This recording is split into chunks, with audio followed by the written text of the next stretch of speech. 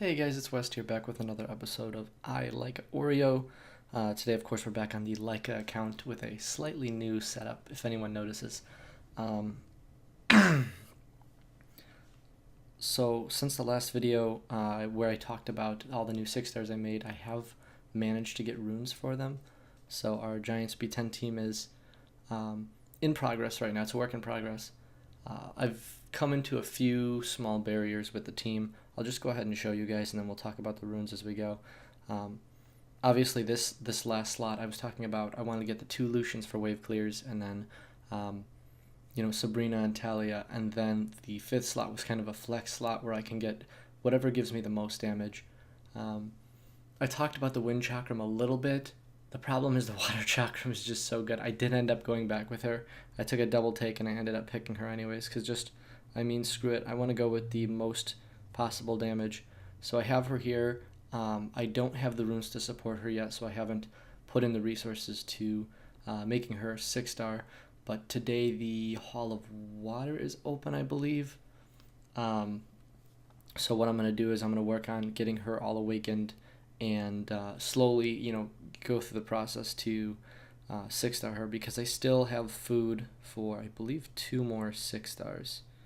Maybe. Oh, I'm not going to be able to check here. So I want to get her 6 star and just ready to go. 3 more, almost 3 more 6 stars. We're pretty close to a third. Yeah, 3 more rainbow mons. But that's how that's going. Yeah, that's what I've been working on. So I have the water chakram and water boomerang ruined up pretty well. The water chakram actually has more damage capabilities than the chakram on my main account. The boomerang is about the same, except the boomerang on this account has 60% accuracy instead. I was really trying to get as much accuracy as possible, because then you reduce the chance of missing it at the mid boss, and the mid boss is where not having a defense break can be dicey. Now I have Theomars in this slot right now just because I want to show you guys an idea of the team.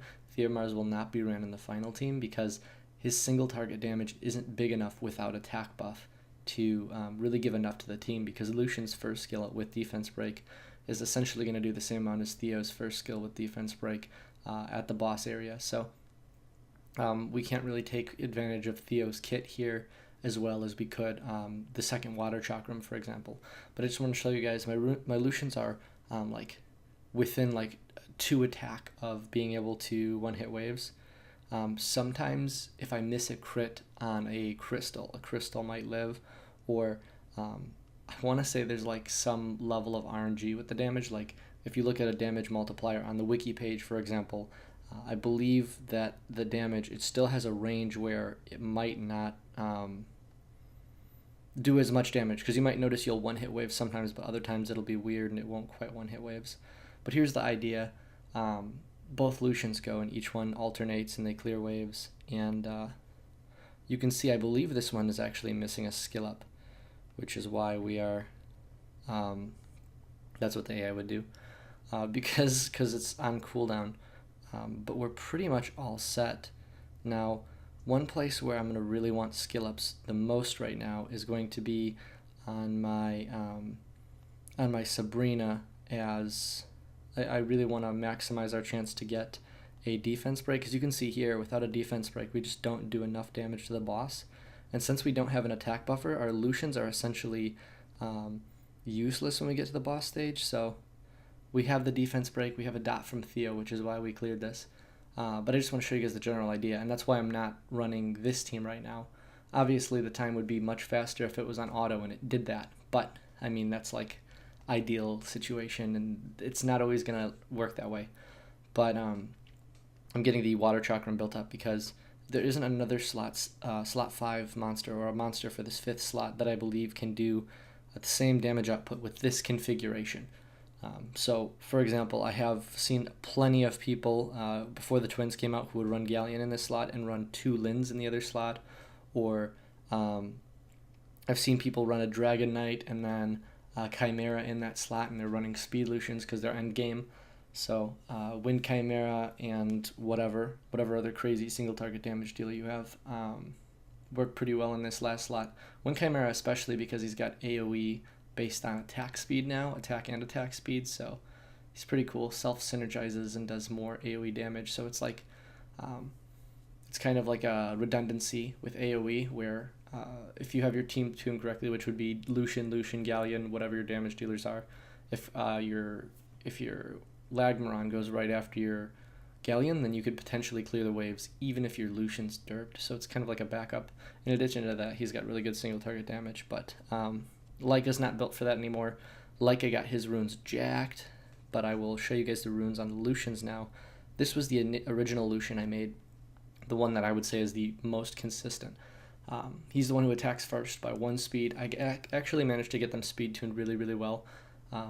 I sacrificed a little bit of crit rate, like 5 or 6% crit rate, in order to get them speed tuned back to back, just because I didn't want there to be any chance of any of my other units like cutting them, and I wanted to give my other units as much space to move as possible. Because obviously if you're slower than the wave, then your unit is not really relevant anyways, or it's not going to be able to do enough anyways. I mean, in an ideal world, Lushen clears the wave every time, so you don't have to worry about that. And then at the mid-boss, I mean, your extra units could be as slow as possible as long as your Lushens, do what they have to do leading up to it.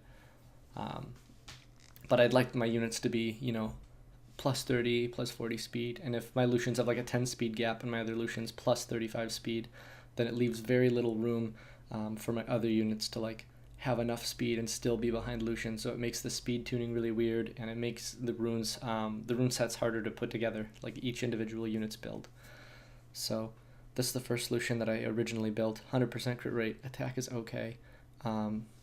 Obviously I'm aiming for more of like a plus 2200, do as much extra damage as possible. I'm kind of happy with the crit damage given that the crit rate's almost 100%, so that's pretty good. This is the second Lushen I built. You can see it actually has more crit damage and has slightly more attack, but it has 1 less speed and it has 15% less crit rate. That's relevant because it has 16% chance to not crit on the crystals, which for consistency's sake might be an issue. Honestly, it's not as big of an issue because the 1% crit rate missing from each Lushen is a bigger issue to me, because the Golem passive, where they reduce the damage greatly once they're below 50% health, is what really can stop your Lushens from clearing waves, and is that little that extra mechanic you kind of have to keep in mind when you're building your Lushens to clear. And this is like, just slightly over the sweet spot of where you want to be with your Lushens if you want to one-hit these waves, which is why I thought it was super relevant to point the stats out for these guys. About 170%, 180% crit damage, about plus 2k attack, and as close to 100% crit rate as possible is going to make these guys the most consistent. Obviously, there's always room for improvements with these runes, but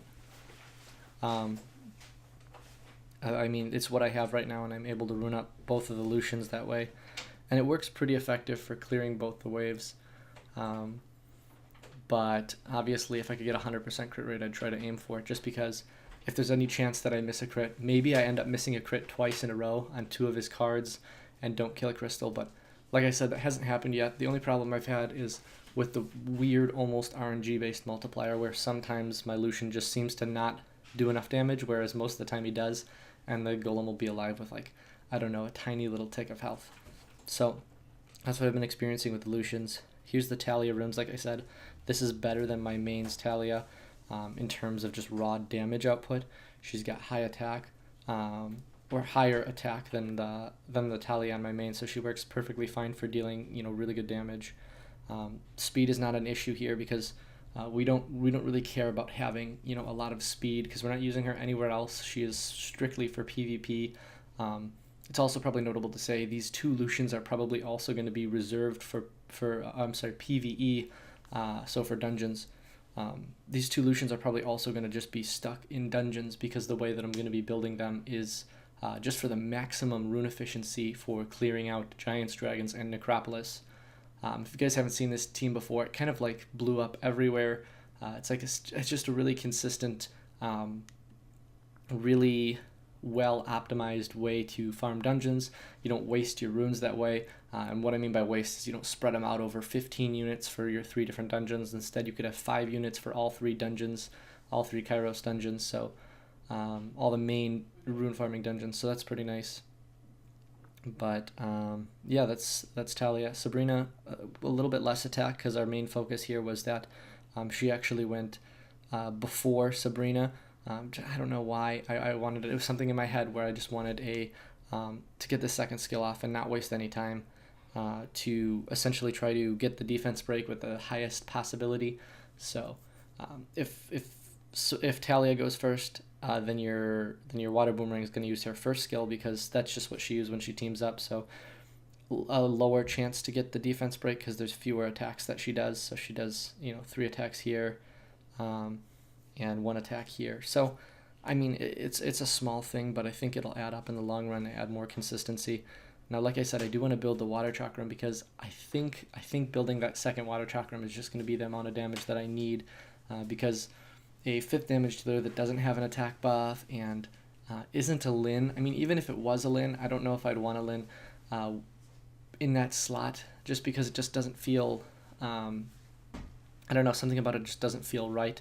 And I think having the extra water chakram gives me the extra chance for the defense break, which I mean is going to add a lot more consistency to the run. So that's what I'm going to be working on next. There really isn't anything I've touched for PvP.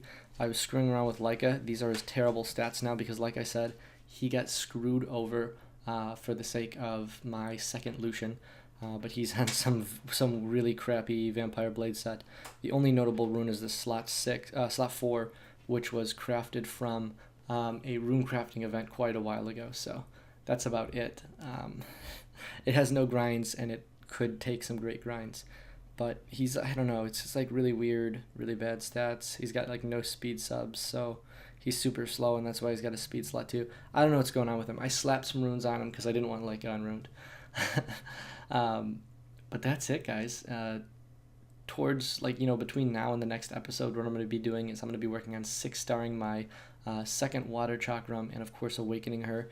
When it comes to skill ups and Devilmon, I'm probably going to end up just Devilmoning Sabrina, just because, like I said, the defense break is so important, and you get that extra 25% harmful effect right here, 10% harmful effect right here, and the cooltime reduction for the second skill, which is kind of nice because that attack break can sometimes save you at the giant if your team derps.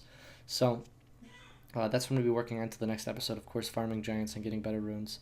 But that's it for this episode. If you guys have any questions or comments, of course, leave them in the description below, and I'll see you guys in the next one. Hey guys, it's West again. If you enjoyed the video, please like and subscribe for more.